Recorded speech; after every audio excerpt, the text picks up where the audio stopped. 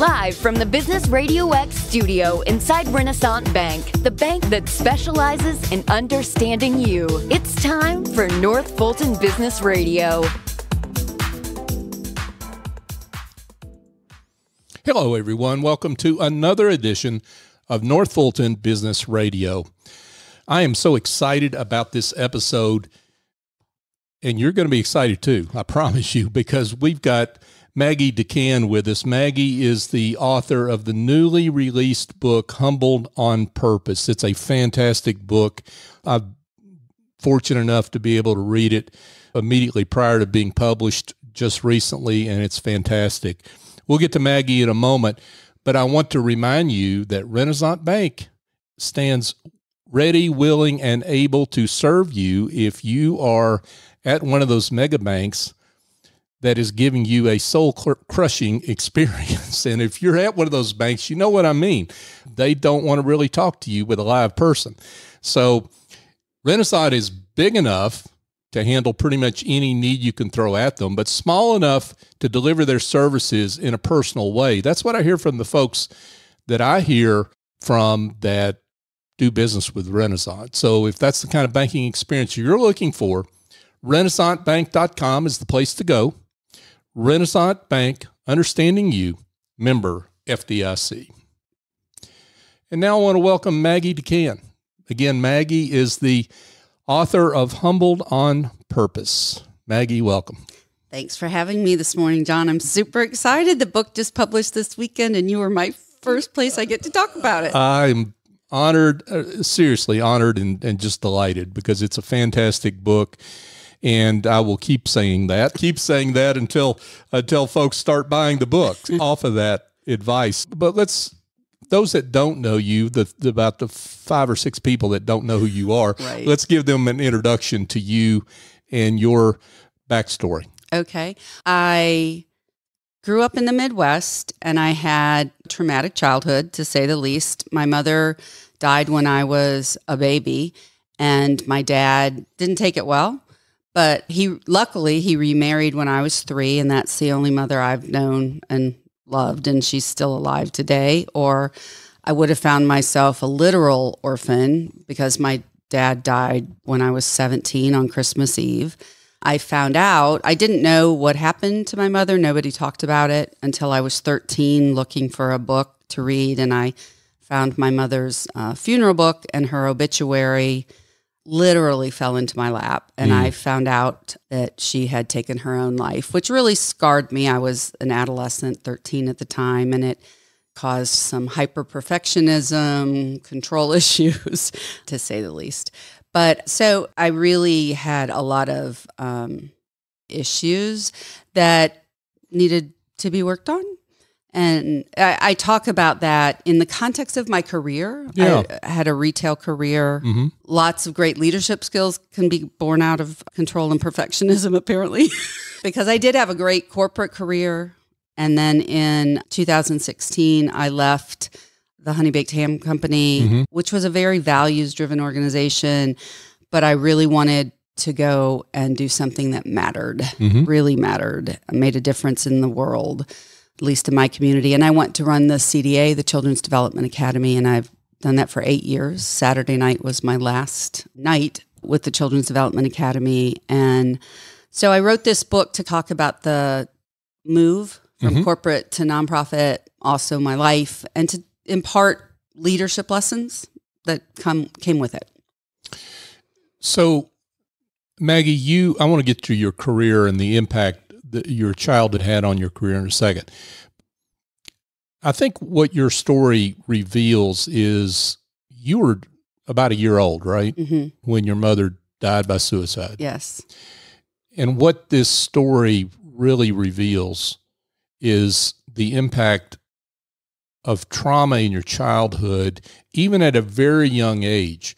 Because as you describe in the book, it was not just your father's reaction to that, right, although that was an essential element of what happened. Yes. But it was, even if your father had acted differently, correct, you would have had trauma because of that event. Absolutely true. And even though I don't remember it, There's a book called The Body Keeps the Score, and it talks about how trauma is stored in your body really at the cellular level.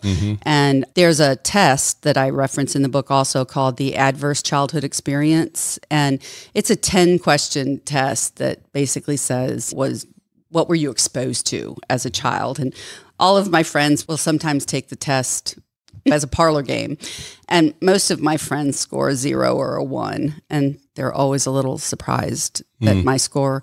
A 4 is the cutoff line for being at risk as an adult for depression and obesity, heart disease, all kinds of things. And when they learn that my score is an 8, they're like, oh my God, how do we even know you? It's just a big risk factor. And I could wallow in my victimhood, or I could be really proud of the resilience that overcame it. And I've chosen that path. Yeah, absolutely. And that's one of the, I think, overriding pieces of the book where you found strength somewhere along the way in being able to persevere. I think I found it because God was always there with me. And that's a big part of the message too. Right. I got angry at him for many years. Right. But then when my oldest son was born, I had divine intervention where I realized the only reason he didn't seem like he was there with me during those dark times is that I just shut him out.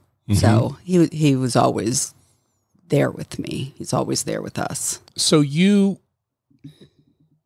this traumatic death of your mother happened, and your father was really a victim of the times in a way, right? He really shut down and said, we're embarking on this new life. There we go. New mom. We're going to repackage the family and move forward. That's right. And that may have or may not have worked for him, but it didn't work for you.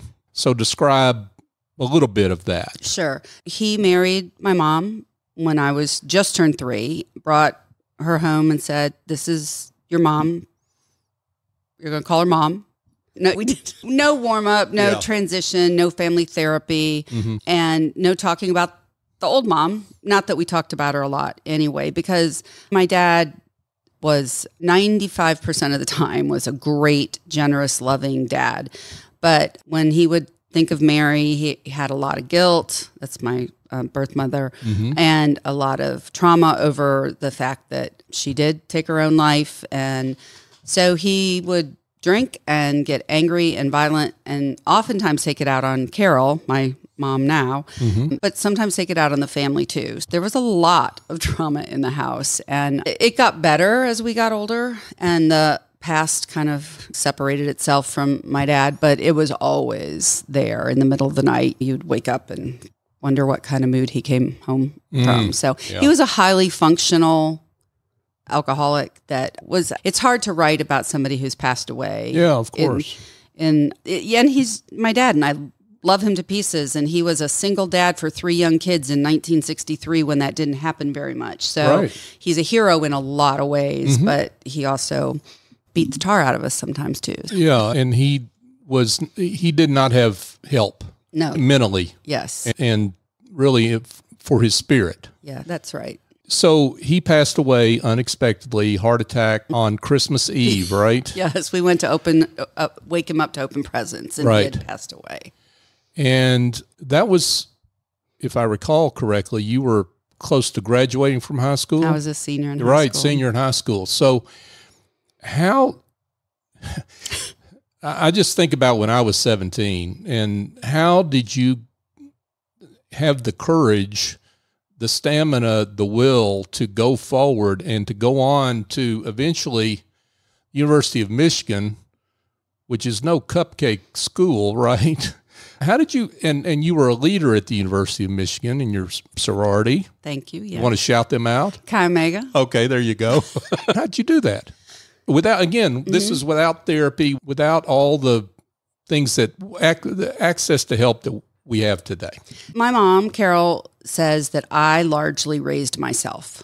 Like from the time I was little, I was getting up in kindergarten, making my own lunches. I always knew what I wanted to wear, I never really asked for help from anybody. And I think it's because the world disappointed me early. And if I came to not need anybody for anything, it wouldn't disappoint me anymore. So I went to Hope College my freshman year because Bob, my now husband, was playing football there and quite honestly made a mistake. That was not where I was meant to be. Realized it too late in my freshman year, and I just got in my car and drove down to the University of Michigan and said, hey, told them my sad story, and they got sad with me.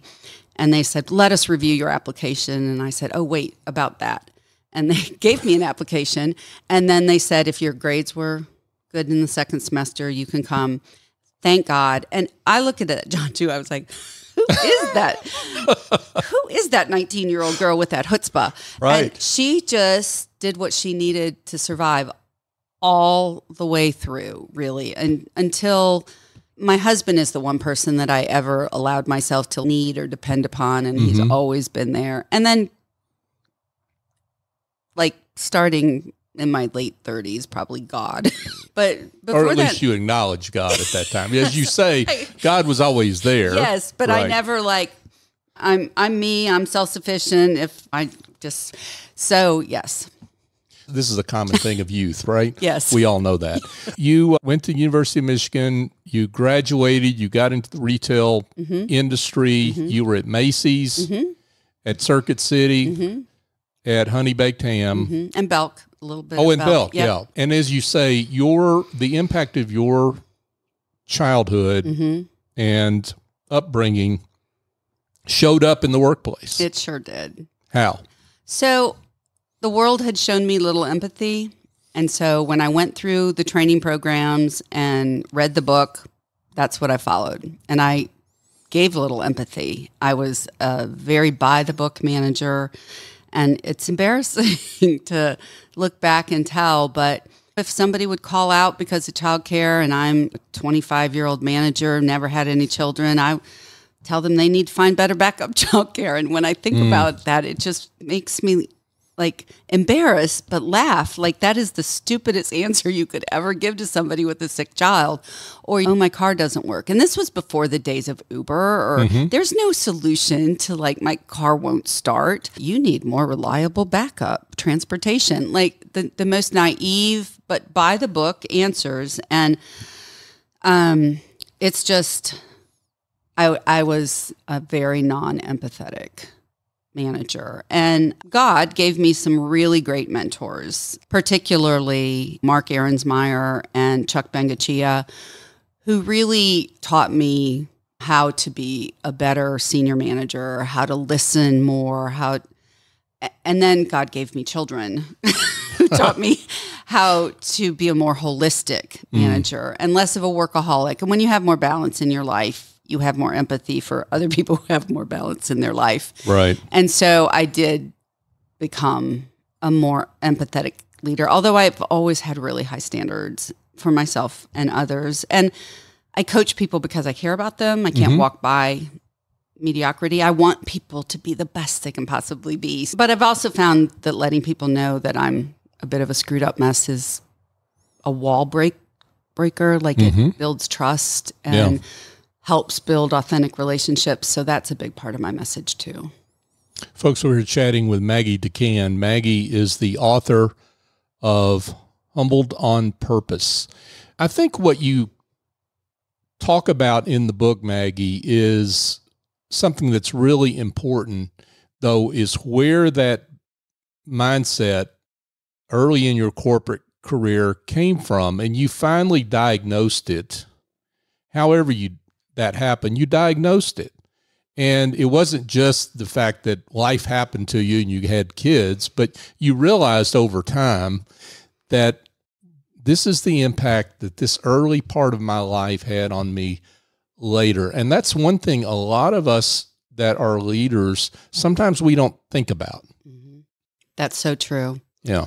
You bring your whole self to work, your scars, your triumphs, and there's very little that you can do to change that. So it's important to acknowledge that, to do the best you can be, to do the best you can, to be the best you can for your whole team. But that's why I think it's important to let people know your story. And when I did that at Honey Baked, I talk about that in the book, how when I went from being the head of HR to the head of stores, the team was surprised when nice, nurturing Maggie from HR was doing, holiday sales inspections and store visits and forced rankings, and they liked nice Maggie from HR much better. And so I got up there and I said, I'm flawed, I'm imperfect, here's my story, and told them that. Oh my goodness, it broke down walls, it built trust. I had a line of managers greeting me off the stage to tell me about their scars and imperfections. When I went to visit the stores, that was invariably what they wanted to talk about, how they were working on building up trust in their teams. And it actually accelerated some of our business results, I think, because we leapfrogged some of the issues. They already knew I was a control freak, but now they knew why. Right. And they cut me a lot more grace because of it. So yeah it's important. And I think the other thing is, it seems to me, you talk about it in the book, is once you took that step, once you had the courage to take that step, it changed not just them, but it changed you. Because when you verbalize something, and when you're honest and raw like that, in a good way, it changes you too. It definitely did. Right? It definitely did. Yeah, yeah. So you decided at a certain point to be humbled on purpose. Just to get the title of the book in there again, right? Thank you. Yeah, explain what happened. So when I got quit from Honey Baked, you have to read chapter 1 to understand that word. But when I got quit, I really decided that based on losing both my parents so young, I've always felt life is short. You can't take it with you. You only need so much. So I really didn't want to go do another high travel, high stress, high pay necessarily job. And so I wanted to do a passion project. And so I thought I wanted to do women in leadership, mental health, or food insecurity, which was a leftover passion from Honey Baked. And I had a career coach, Dutch Earl, and he and I were talking about different opportunities. And Donna Smythe was retiring from the CDA, and he said, "What about the CDA?" And I said, "What is the CEA?"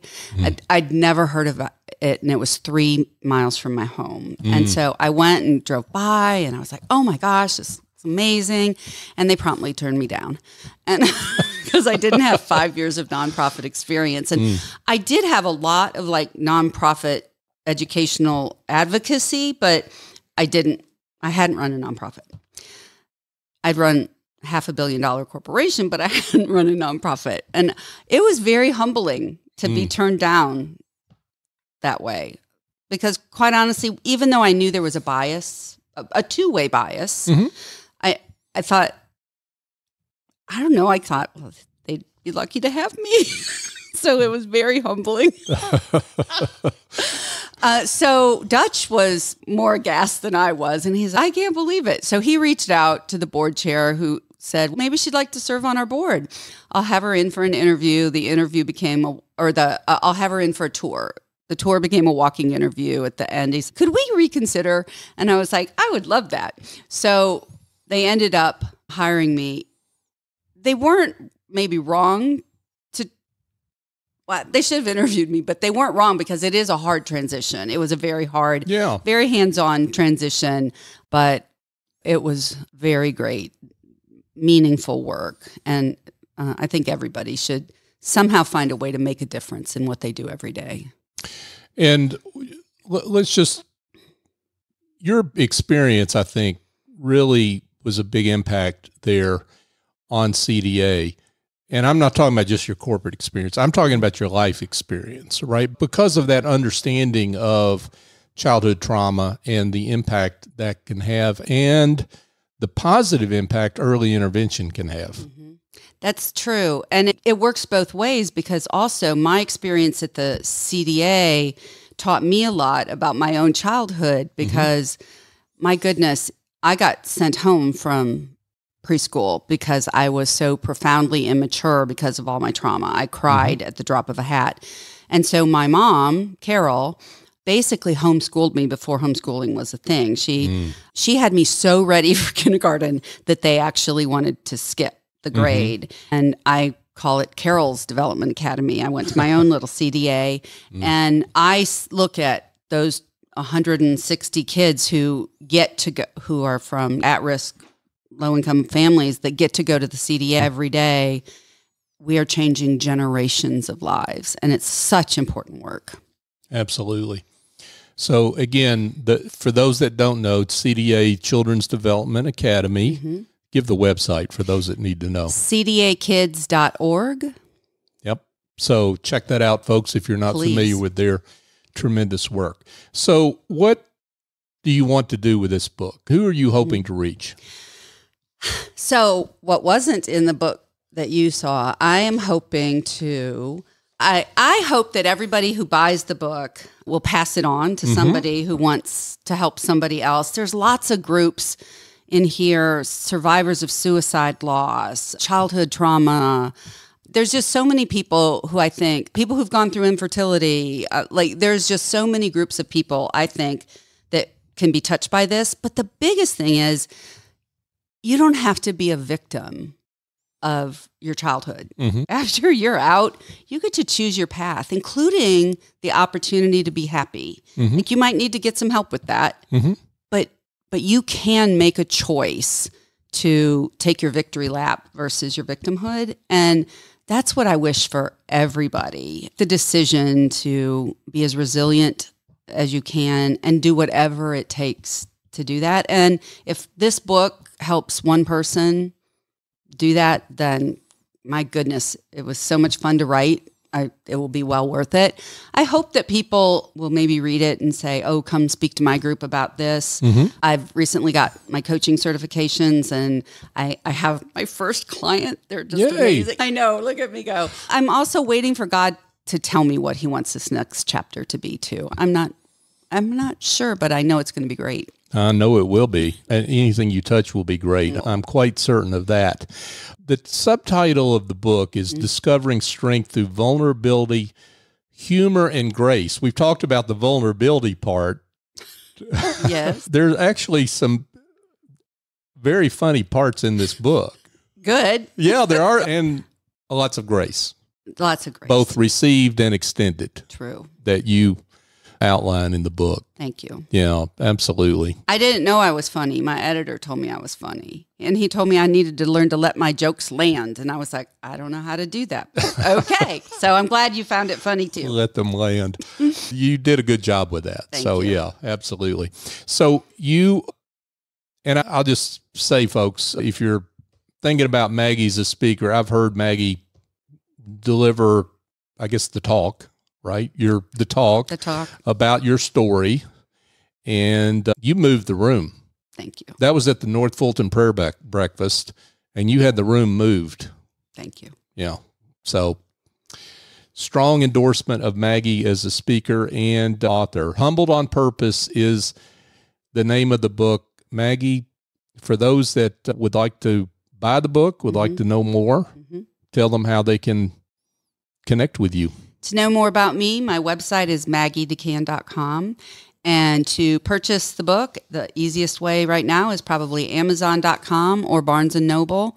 But John, I just want to say you have been such a hero to me, helping me, encouraging me, rereading my book and finding places to help, encouraging me after my talk, being the first person to invite me on this morning. I can't say enough about what a hero you are. And your Generosity Mindset book, it is the perfect book for you because you are the most generous friend and advocate. Thank you. Thank you. I'm humbled by that. Coming from somebody like you, what a marvelous person you are. And I'm just so delighted that you are sharing this story. You're going to change so many people's lives and give them permission to turn the page. There you go. That's right. Turn the page and live into their life. Right.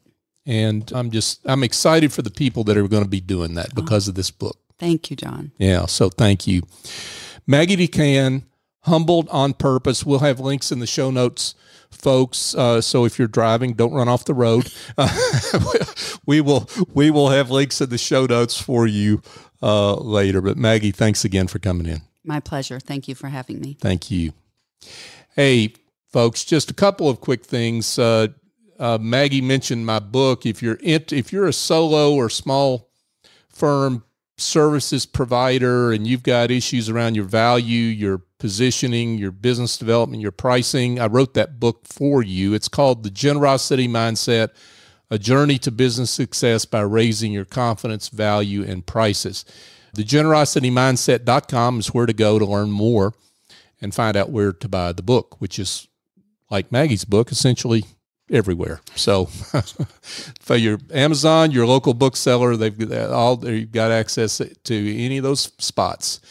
And I want to thank you, most importantly, you, our listeners. You are just the wind beneath our wings, as the song goes. We have just passed 800 episodes of North Fulton Business Radio.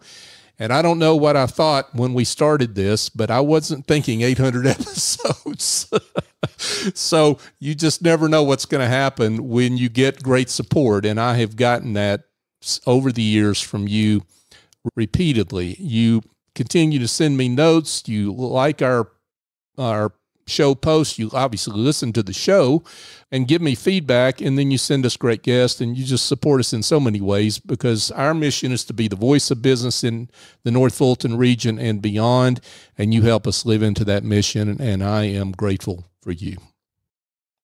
So for my guest, Maggie DeCan, I'm John Ray. Join us next time here on North Fulton Business Radio.